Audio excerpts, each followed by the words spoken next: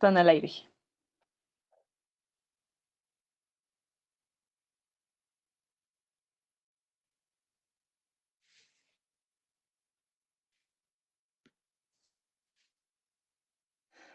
Bueno, muy buenos días para todos y bienvenidos una vez más a La Filbo en Casa. Estamos arrancando, son las 10 de la mañana y estamos arrancando con una charla muy especial en donde vamos a mezclar literatura y música.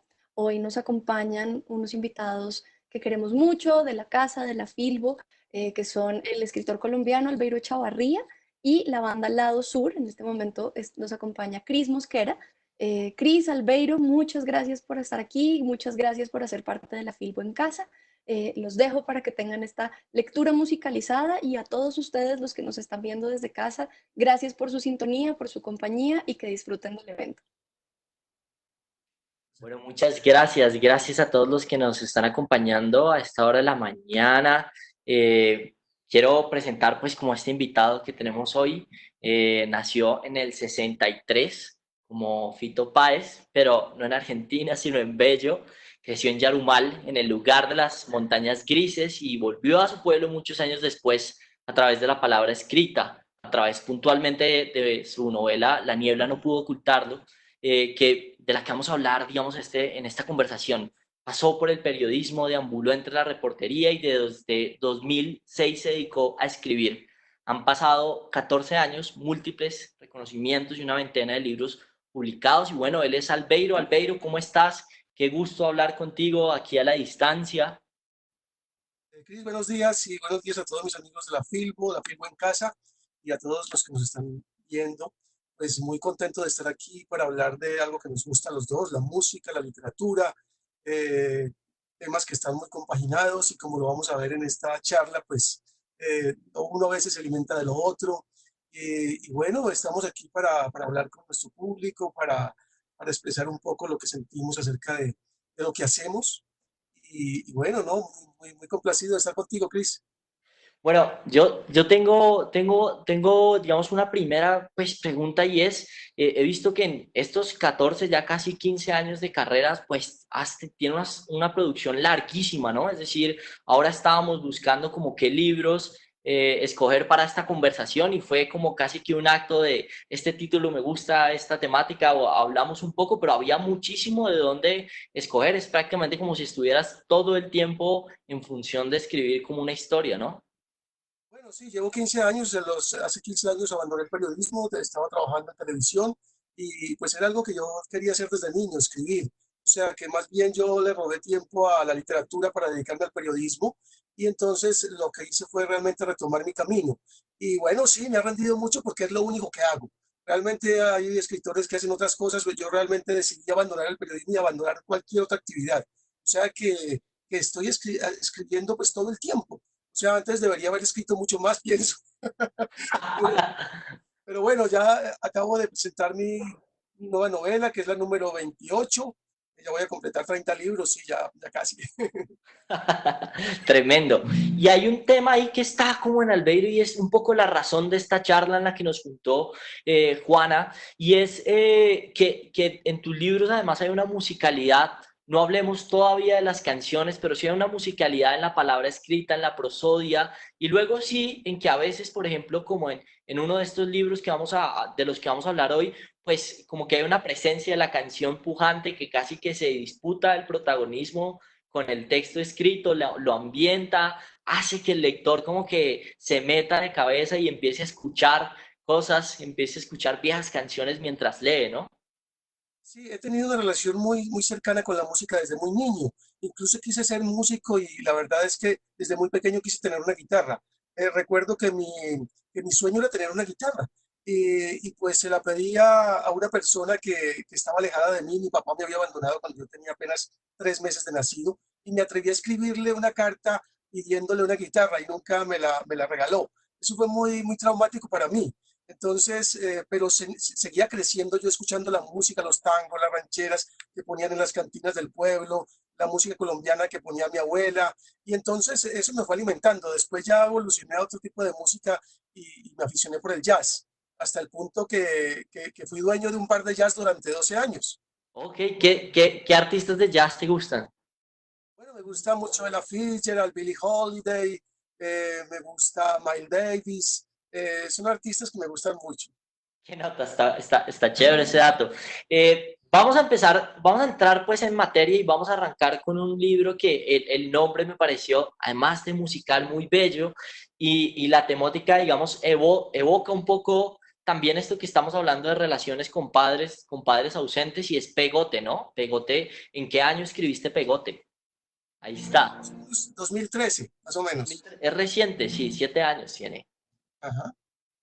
Y hay de hecho, digamos, en este libro, no como en otros, tal vez no hay una presencia tan fuerte, digamos, de la canción, pero cuando uno está, digamos, como interactuando con las primeras páginas de Pegote, se da cuenta que pues, se trata de un muchacho, pongo un contexto a quienes nos están viendo, se trata de un muchacho que de alguna manera hereda como un hospital de los muñecos de su padre, ¿no? Y esto pues nos recuerda además como esa canción clásica de Pinocho y quiero preguntarte si de alguna manera como que tuviste un diálogo con la canción al empezar a escribir la historia que por supuesto luego toma otro rumbo súper inesperado. Sí, claro, Pinocho lo tenemos todos desde nuestra infancia en la cabeza y la verdad es que este es un libro que trata un tema muy delicado como es el caso del abuso infantil, del abuso sexual infantil. Entonces, y es tratado pues con mucha delicadeza a través de una clínica de muñecos. Entonces, pues la historia del protagonista que se involucra con esa herencia que le deja a su papá al morir y que él no quiere quedarse con esa herencia. Sin embargo, él regresa a ese hospital y allí pasan muchas cosas que lo llevan finalmente tal vez a expresarse. Entonces, por supuesto que sí, yo diría que tiene también mucho que ver toda esa historia que nosotros tenemos con los muñecos desde niños y que de la cual, por supuesto, hace parte muy importante de Pinocho. ¿Tienes un fragmento que te guste que nos puedas compartir pues para empatarlo con esta primera canción? Bueno, no, el comienzo podría ser de A Pinocho. verlo. Dale pues. ¿Me vas a poner a cantar? No, no, si quieres tú lees y yo canto, porque no tengo el libro acá. Ah, bueno, perfecto, listo. Entonces, eh, voy a comenzar con la primera parte de la historia. Que dice así.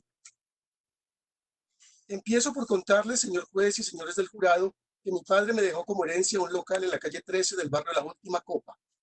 El nombre lo tenía al barrio como anillo al dedo porque es allí donde queda el único cementerio de la ciudad. Y antes de que existieran las casas, los cibercafés y los supermercados, lo que había en ese lado de la ciudad era un gran lote donde pastaba el ganado, una cantina donde los deudos se tomaban la última copa en honor del difunto, y por supuesto un cementerio lleno de crucecitas blancas donde aún hoy el olor a claveles no alcanza a disimular el olor de los muertos. Pero estoy empezando a dar rodeos y eso es lo que no quiero.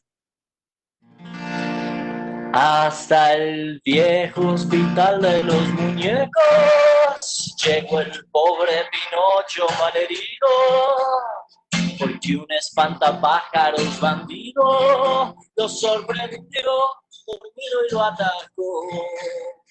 Llegó con su nariz hecha pedazos, una pierna en 3 partes astillada, una lesión interna y delicada, que el médico de guardia lo atendió. A un viejo cirujano llamaron con urgencia y con su vieja ciencia pronto lo remendó, pero dijo a los otros muñecos internados, todo esto será en vano, le falta el corazón. El caso es que Pinocho estaba grave y en sí de su desmayo no volvía. El viejo cirujano no sabía a quién pedir prestado un corazón. Entonces llegó el hada protectora y viendo que Pinocho se moría, le puso un corazón de fantasía. Pinocho sonriendo despertó. Bueno, este fue el hospital de los muñecos en los que arranca Pegote y hay además como una de las cosas más lindas del libro, digamos como las que más disfruté es cuando Pegote llega por primera vez a ese hospital de muñecos que tenía su padre, ¿no? Que es un hospital de muñecos además que está pasado de moda porque la gente ya prefiere comprar en lugar de arreglar sus muñecos, pero él empieza como a interactuar con los diferentes muñecos y a aprender un poco así de su padre ausente, ¿no? Y esta es una cosa que de alguna manera se va a repetir tanto en este libro como en el otro que vamos a hablar, esa figura del padre que ya no está, que se ha ido, pero que nos deja unos ecos, y en este caso unos ecos como italianos. Correcto, sí. Voy entonces a leer esa parte porque es que Pegote, bueno, Pegote, él se llama, su nombre real es Paulino, pero por un accidente que ocurre le llaman Pegote. Es un jovencito y bueno, en ese reconocimiento eh, vuelven, regresan nuevamente a ese hospital de los muñecos y es cuando ocurre esto. El taller estaba en orden a excepción de una cosa. Sobre la mesa de trabajo había una caja con media pizza descompuesta. Había estado allí desde el día en que murió. Yo mismo le había acercado un pedazo después de que exhalara su último aliento, confiando en que el olor pudiera reanimarlo. Porque si algo le gustaba a Papeño era comer pizza. Nunca perdonaba una buena porción de pizza. Al desayuno con un café negro, en el almuerzo con jugo de tamarindo y en la comida con otra taza de café negro. Una vez me ofreció un pedazo y no pude pasar del primer bocado. Apenas lo probé sentí que mi cuerpo se estremecía desde los pies hasta el pelo. Esa pizza tenía aceitunas, espárragos, anchoas, alcaparras y una gruesa capa de orégano encima. Mejor dicho, todo lo que detesto. Ni siquiera tenía queso, pero así le gustaba y nadie, mucho menos yo, le discutía sus preferencias culinarias. Pero eso sí, ejercí mi derecho de no volverle a aceptar una invitación a comer pizza. Una mattina mi son alzato, oh bella ciao, bella ciao, ciao, ciao.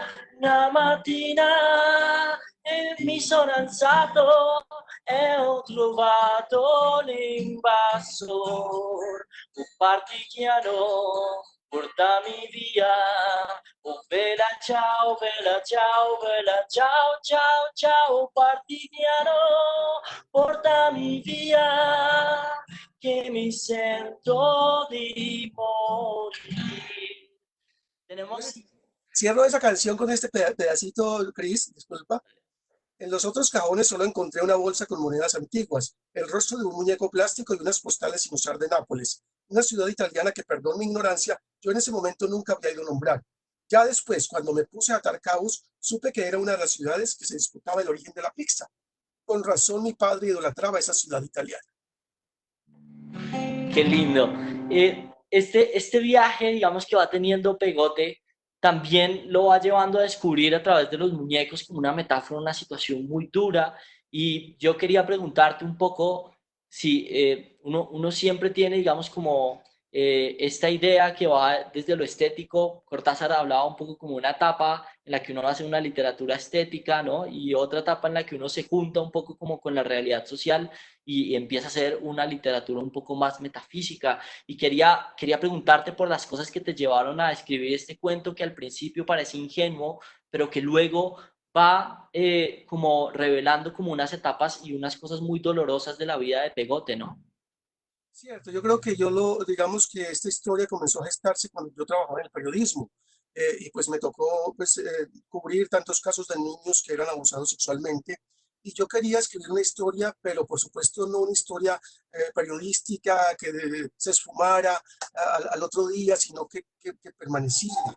Y es entonces cuando empiezo como a crear esta historia que pues yo pensaba que nadie me la iba a publicar, Editorial Norma, que fue la editorial que la publicó, también pues asumió el riesgo, sin embargo llegó a convertirse en este momento Pegote en uno de los libros más vendidos míos porque pues digamos que no genera, es un libro que no genera angustia en el pequeño lector, sino que le da herramientas para defenderse. Entonces yo siento que es una obra que finalmente ha logrado lo que yo quería y no necesariamente con un lenguaje periodístico, sino más bien, como tú lo dices, ya con un lenguaje literario, eh, de suspenso, de drama, y sobre todo con mucha simbología porque digamos que esos muñecos en últimas simbolizan lo que está sufriendo el propio protagonista. Entonces hay que utilizar así una técnica especial para que los niños, digamos, como que son los más pequeños que leen desde los 12, 13, 14, 15 años, pues ellos puedan, digamos, asimilar esta historia de la mejor manera. Claro, me hace pensar un poco, me resuena un poco lo que hablaba en un texto hace algunos años María Teresa Andrueto sobre una literatura sin adjetivos, ¿no? Que al final mucho de lo que hacemos cuando decimos vamos a hacer una obra infantil o juvenil es asumir que tenemos que hablarle de cierta manera a los chicos y vetarle las verdades y cortarles a medias en lugar de simplemente como, ¿no? Como abrir ese lenguaje y no infantilizar a los propios chicos y como abrirle, pues que el lenguaje les dé herramientas como para interpretar el mundo, ¿no?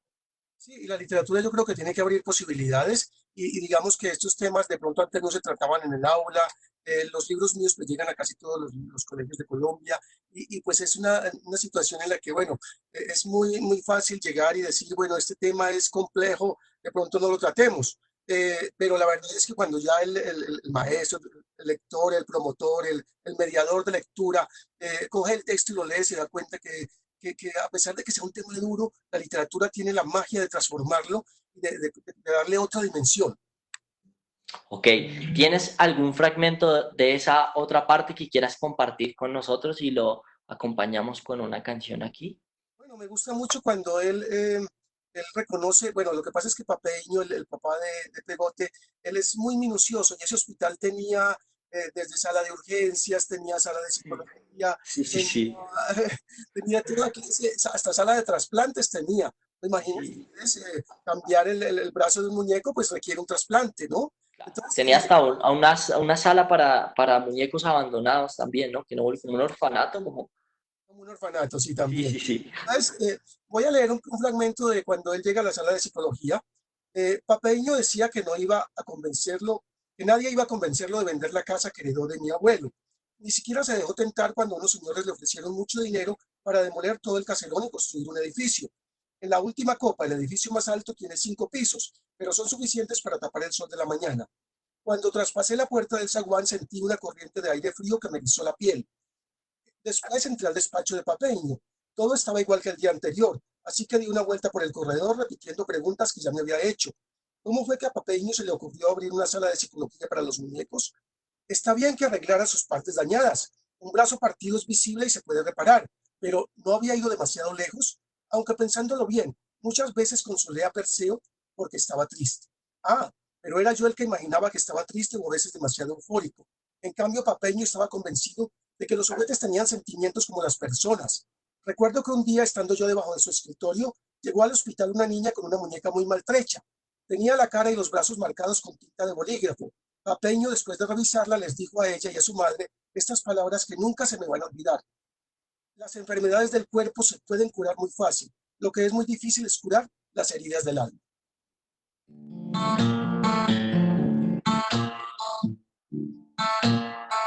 Y es que fueron tus abrazos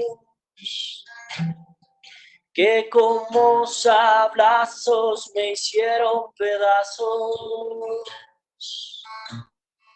Afiladas fueron tus miradas.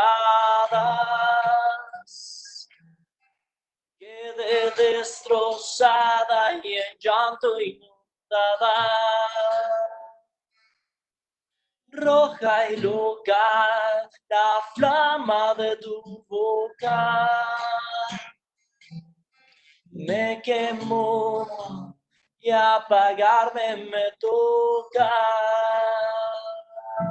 Empiezo una nueva vida, rompecabezas que tendré que armar. Bien lejos, lejos de su influjo, de esa cruel fragancia que invadió mi ser. Ya no quiero ir hacia usted corriendo. Ya no quiero más gritar su nombre. Muy bello, Cris, y además muy acorde con lo que siente Pegote en ese momento, incluso que le lleva a preguntarse, porque él eso lo ha sentido toda la vida y nunca ha sido capaz de expresárselo a su padre. Y en ese momento que su padre sigue diciendo, esta muñeca ha pasado por varios dueños que no han sido amables con ella. Voy a dejar su cuerpo como nuevo, pero ella tiene un trauma muy grande que requerirá de mucho tiempo y paciencia. Entonces Pegote dice, no sé qué pasó con ella, pero eso me llevó a preguntarme. ¿Cómo es que Papeño puede mirar dentro de los muñecos, saber qué les pasa y no puede darse cuenta de lo que me ocurre a mí? Tremendo, tremendo, tremendo. Hay una cosa que pasa en esta novela y en la otra que vamos a hablar, y es que hay unas figuras un poco como de la teogonía, de la mitología griega, que se van, digamos, en este caso es Perseo, ¿no? Pero en la novela de la que vamos a hablar, pues básicamente es un rito de poner monedas en la boca para atravesar el río Caronte y que los muertos puedan, digamos, como atravesar el inframundo, digamos, como en paz, ¿no? Y esos pequeños como guiños de la mitología griega son conscientes, eres fan, digamos, como de todo ese rollo, o más bien se han ido dando pues como de manera inconsciente. Bueno, lo que pasa es que me acerqué mucho a la mitología investigando para algunos de mis libros, en especial un libro que se llama Los Herederos, pero tiene que tener, pues trabaja mucho más en la mitología precolombina. Sin embargo, digamos que me acerqué a ella porque hay muchos paralelismos entre muchas culturas, ¿no? No solamente entre la griega, entre entre las culturas latinas. Entonces eso me llevó digamos, a investigar mucho sobre eso. Y es precisamente a lo que refieres en el caso de La niebla no puedo ocultarlo. Este es el otro libro, que además es como, me pareció, digamos, como eh, porque soy también de un pueblo en Boyacá, que hay mucho de melancolía ahí, ¿no? Y es básicamente, estás volviendo como a tu pueblo natal, por supuesto desde una historia de ficción, ¿no? Pero estás volviendo y hay como una melancolía de las casas que antes estaban habitadas, de los yarumales, ¿no? Como este regreso a la casa que lo llena a uno de sentimientos de infancia, de juventud, de unos días que uno percibe como más simples y más felices, ¿no? Cierto, ese regreso. No, pues claro, los dos somos de pueblo, esto nos llega muy al alma. Leopoldo es el protagonista de esta novela y él comienza un viaje de regreso a su pueblo, unas circunstancias un poco difíciles porque llega a recordar lo que ha pasado. Y en esos, entonces voy a leer un fragmento de una parte donde él está como haciendo ese reconocimiento después de muchos años de no haber regresado a Yerumal. Me alejé en un pequeño hotel del parque principal, diagonal a la iglesia, y después de un baño y un café caliente me puse el sombrero que me prestó mi hermano en Medellín. Di una vuelta por el parque y bajé por la falda de la Foto Arango para enrumbarme hacia el Zacatín. Si Mayito hubiera estado viva, habría dicho que no estaba deshaciendo los pasos, porque para ella todos los regresos guardaban significados ocultos, casi siempre asociados con el más allá. Lejos habría estado de imaginar que yo había vuelto porque iba a develar un secreto que me había atormentado toda la vida y que me pesaba como si llevara 3 bultos de papa sobre la espalda. Llegué a mi destino un poco agitado después de dar una vuelta a la manzana. Era más de mediodía. Aunque ya había pasado la hora del desayuno, evoqué el olor del chocolate con panela y las arepas sin sal. En una tienda saludé a un señor de ruana que espantaba moscas con el sombrero y cuyo rostro me pareció familiar. Me detuve un instante frente a la cantina El Águila que quedaba en toda la esquina.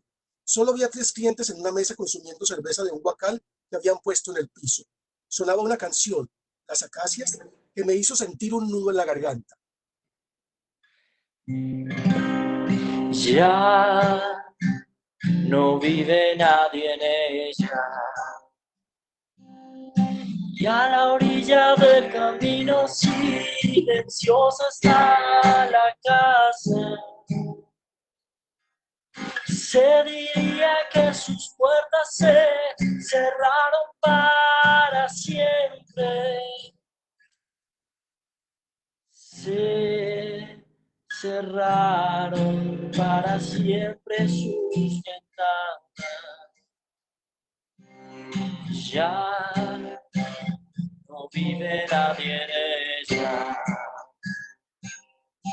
Y a la orilla del camino silenciosa está la casa.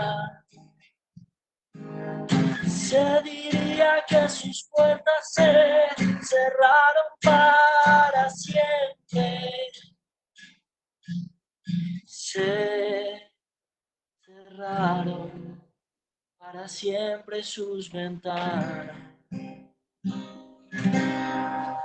Bellísimo, Cris. Y aquí la describe Leopoldo diciendo, era una típica casa antioqueña de ventanas grandes, enrejadas, zócalo alto y corredores con chambranas de madera y macana. Lo único que la diferenciaba de las demás es que tenía un segundo piso con una buhardilla donde quedaba una habitación. En el centro había un patio empedrado y en la parte de atrás un solar con cultivos de repollo, tomate y árboles de chirimoya, y un pequeño galpón donde cacareaban 7 gallinas arabiadas y un gallo tuerto.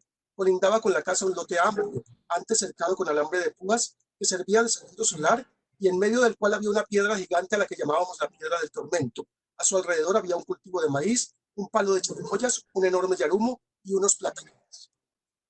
Gime el viento en los aleros, desmoronarse las tapias, y a sus puertas cabecean combatidas por el viento las acacias. Combatidas por el viento las acacias. Bueno, ahí está.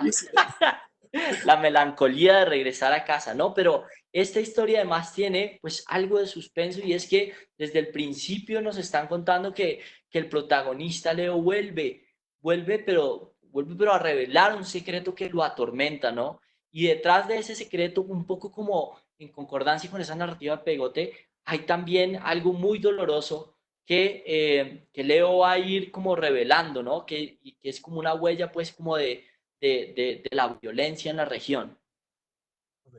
Sí, desde las primeras páginas sabemos que Leopoldo con un amigo tiene que enterrar el cadáver de un personaje del pueblo porque esa persona ese mismo día ha llegado al pueblo su hermano, al que están señalando de ser guerrillero. Entonces el personaje de Leopoldo teme que le achaquen ese muerto a su hermano y en una acción un poco irracional decide eh, enterrar ese cadáver y que nadie se entere. Entonces ese secreto le pesa mucho a él durante muchos años y él se va del pueblo y el libro comienza cuando él regresa, precisamente a tratar de contar lo que ha pasado allí.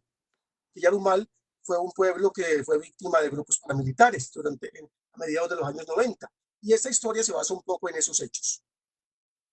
Claro, pero tiene un tema más, digamos como que uno generalmente ve o se acerca como a esas historias de la violencia desde un lugar casi numérico, ¿no? Tantas personas fueron asesinadas, tantas personas sufrieron desplazamiento, pero esto además ocurre en un círculo de dos familias amigas cuyos niños eran amigos y terminan como enemistados, ¿no?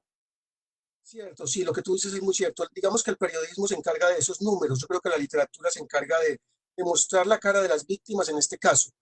Esta es una historia de la violencia colombiana desde el punto de vista de las víctimas. Y no solamente los que hacen la violencia son víctimas o los que son víctimas de esa violencia, sino también las personas que a veces puede que pasan desapercibidos, pero que saben que algo está ocurriendo y que les está afectando de alguna manera esos hechos violentos. Claro, claro. Y además, pero además digamos como que la historia no termina como simplemente como en la resolución de ese hecho, sino que hay otras historias que van sucediendo, ¿no? Que tienen que ver con el amor y tienen además que ver como con un ejercicio ficcional, porque el protagonista, y esto es como un spoiler pues del libro, el protagonista, en nombre de su tía que tiene un enamorado imposible, decide un día adueñarse de las cartas y empezar a responder las cartas de su enamorado, ¿no? Y me parece que es un ejercicio maravilloso, pues, como de iniciación en la ficción, porque pues son cartas, es como literatura epistolar y es de amor y son muy sentidas, ¿no? Cierto, el protagonista tiene una tía que se llama Luna y esa tía se enamora de un serenatero. En los pueblos es muy común ver a los señores llevando serenatas a sus novias, entonces hay muchos serenateros. Entonces, digamos que en algún momento esa relación se termina por cuestiones familiares. Entonces, el protagonista tiene una sensibilidad muy especial, decide que él no se quiere, que esa relación no se puede acabar. Entonces se apropia, digamos, de, la, de esa relación en el sentido de que le envía cartas al novio, al serenatero, al muchacho, a Luisito, haciéndose pasar por Luna, ¿cierto? Y es así como les digamos que revisa toda la correspondencia y a pesar de que Luna no sabe escribir bien, decide que va a buscar la manera de que él regrese a ella a través de cartas que nunca le escribiría a Luna porque ella escribe un poco mal. Sí, que ella dice que no tenía pues como ese don, ¿no? Y entonces en este cruce vemos que Luis, el enamorado de Luna, pues responde con canciones, ¿no? Responde con canciones, así que yo me traje una de esas canciones de Luis que además son muy evocativas. Voy a intentar un fragmento a ver qué tal sale. Cosas como tú son para quererla, cosas como tú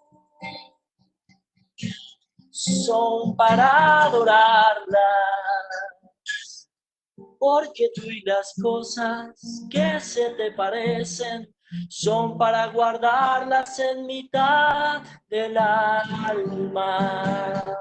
Un rayo de luna que nos acaricia, el perfume de una rosa desmayada, la fuente del patio que nos da frescura, son cosas que tienen tu gracia galana, por eso son cosas de inmensa poesía, cosas que llevamos en mitad del alma. Yo llevo tus ojos, que son dos luceros, la miel de tu boca, linda sonrojada, tu boca tijero, tus manos de gloria, cual calcomanía, en mitad del alma, cual calcomanía, en mitad del alma. Y este es Bueno, el sí, otro lado. muy bien, Luisito le enviaba esas canciones y entonces Leopoldo decía así, esas cartas de Luisito que leí durante 8 días a escondidas me dieron una idea general de lo que era el amor en la vida real, porque del amor ficticio me había enterado viendo las telenovelas que ponía Mayita mientras esperaba que llegara la gente a comprarle panelitas. Yo la sorprendía llorando y ella trataba de disimular las lágrimas. No llores, Mayita, le aconsejaba yo sentándome a su lado. ¿Vos no decís, pues, que lo que sale en las telenovelas son puras mentiras? Lo que pasa es que se me vienen los recuerdos a la cabeza. Así era yo cuando estaba enamorada de tu papá, antes de que él cambiara. La acompañaba un rato porque algunas de esas historias de amor lograban llenar de atención. Recuerdo que había una telenovela Esmeralda, protagonizada por José Martina y Lupita Ferrer, que yo no me perdía. A tía Luna no le gustaban los melodramas, pero sí las novelas de Corín Tellado que salían en Vanidades. Tal vez por eso fue que nunca aprendió a escribir cartas de amor. Es tremendo, ¿no? Y luego con el tiempo también, digamos como que, por supuesto que se va llevando como un proceso casi que de reconciliación y de esa liberación de la historia cada vez que, toda vez, digamos que el protagonista pues como que revela ese secreto que es muy doloroso, ¿no? Cierto, sí, digamos que la, pasa mucho tiempo para que Leopoldo pueda, digamos, tener la valentía, la fuerza para poder expresar lo que ha pasado allí. Y ocurren varias cosas, él sale de su pueblo, se va de Yarumal, se va para Bogotá y en eso tal vez yo también comparto un poco de eso porque a los 17 años me fui de Yarumal y me fui a estudiar periodismo a Bogotá y sé lo que es enfrentarse a la ciudad, ¿no? A la ciudad tan difícil, a la ciudad tan grande. Y bueno, eso le pasa a él, él vive como ese proceso tan traumático. Sin embargo, yo creo que en algún momento llega la fuerza suficiente para que él revele todo lo que ocurrió allí y es cuando entonces empieza a contar toda esta historia. A la par, digamos, del secreto también pasa algo muy lindo y es que se vive, digamos, como un amor imposible entre Luisito y Luna, un amor que casi que llega como a separación, pero en el centro de la historia pues hay una serenata, ¿no? Con unas canciones bellísimas y esto es algo que pasa, digamos, como en el libro mucho y es que lo que íbamos hablando, como que el texto y la canción se van todo el tiempo como rotando, ¿no? Como que van como haciendo como una suerte de duelo entre música y canciones, si se quiere decir, las canciones van ambientando un poco lo que dice el texto, ¿no? ¿Cierto? No les voy a dar un spoiler, pero les voy a contar que Luna en un momento de su vida toma una decisión muy complicada, ¿cierto? y bueno, él quiere, Luisito quiere regresar con ella, y bueno, en una gran parte de la novela se da ese duelo que tú dices, es algo muy emotivo porque es como el clímax también entre la literatura y la música, ¿cierto? Entonces, no solamente, allí hay una tensión, ¿no? Una tensión que se va desarrollando entre la narración y las propias canciones, hasta llegar al final. Así es como termina la novela, pero de una manera pues un poco sorprendente. Y bueno, podría leer un pedacito cuando comienza todo esto de la serie. Eh, eh, es muy propio de lo que es esta canción. En ese momento me desperté con los ojos llorosos. Vos sabés que esa canción siempre me pone a llorar. ¿Sabés qué ocurrió en ese momento? Pues que de algún lado pensé que era de más arriba en la falda del liceo, de más abajo por los lados de la heladería Los Alpes. El caso es que de algún lado, pero parecía también que fuera del patio del convento, escuché un coro de muchísimas voces y muchísimas guitarras. Y yo pensé que era un coro celestial y que tal vez había muerto. Y ese coro entonaba la canción con la que yo estaba soñando. Muchas gracias, señora, por darme albergue y dejar que le cuente mi triste historia, pero deme otro trago, doña Rosario, que a mí el primer aguardiente me supa gloria.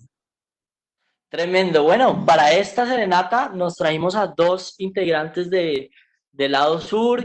Pues ha sido difícil estar todos en un mismo lugar por esta situación, pero hicimos esto de traer a Jessy y a Paola. Vamos a ver si se alcanzan a conectar. Ahí están.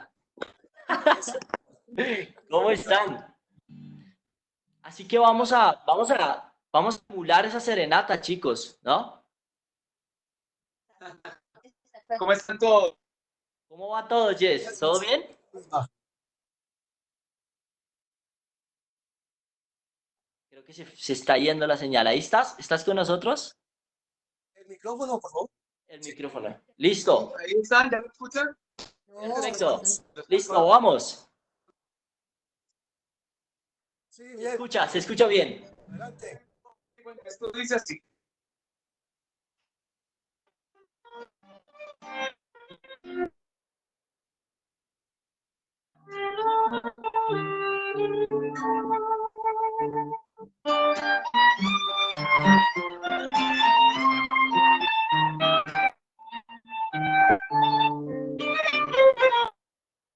Me tu voz a mi voz para gritar que vencimos. El mundo ya se cansó,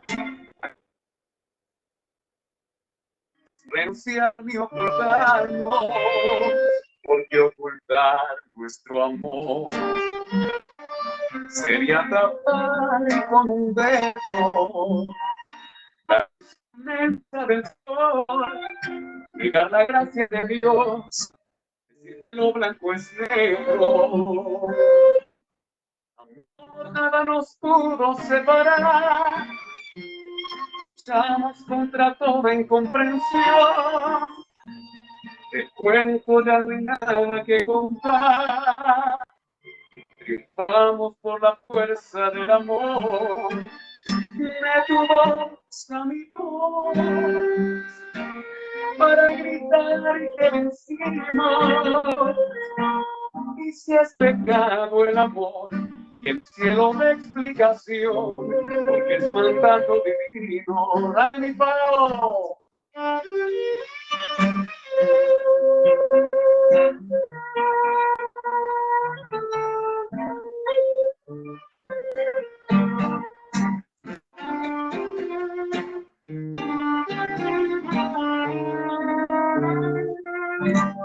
Amor, nada nos pudo separar. Luchamos contra la incomprensión. El cuerpo ya no hay nada que contar. Vamos por la fuerza del amor. Me tumbas a mi amor para gritar que vencimos. Y si es pecado el amor, el cielo da explicación, porque es mandato divino. Y si es pecado el amor, el cielo da explicación,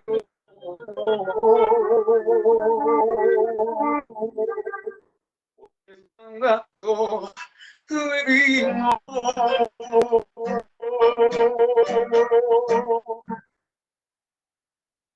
Oh, muy bien. Oh, muchas gracias, Jesse y Pau. Yo soy Jesse, bajista Lado Sur Pau.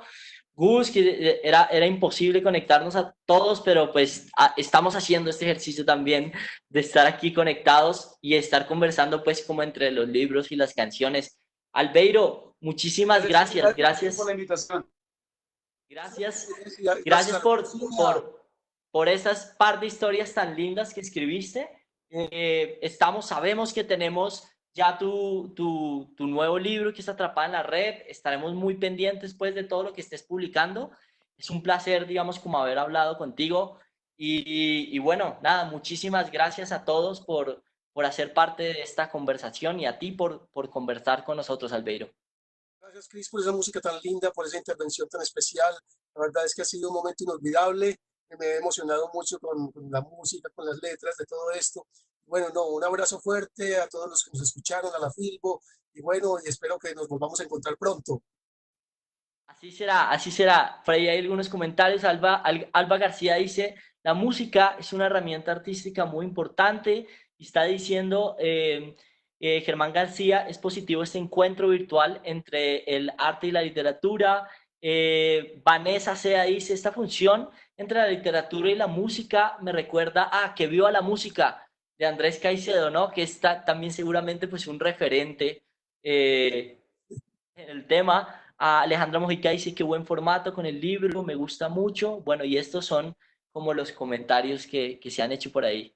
Qué bien, qué bien. Muchas Bueno, gracias. muchísimas gracias a todos por participar. Estamos hablando. Sigan en casa, lean en casa, conectémonos por todas las redes que podamos y demostrémonos pues, que el amor y el arte siguen vivos en esta situación. Gracias.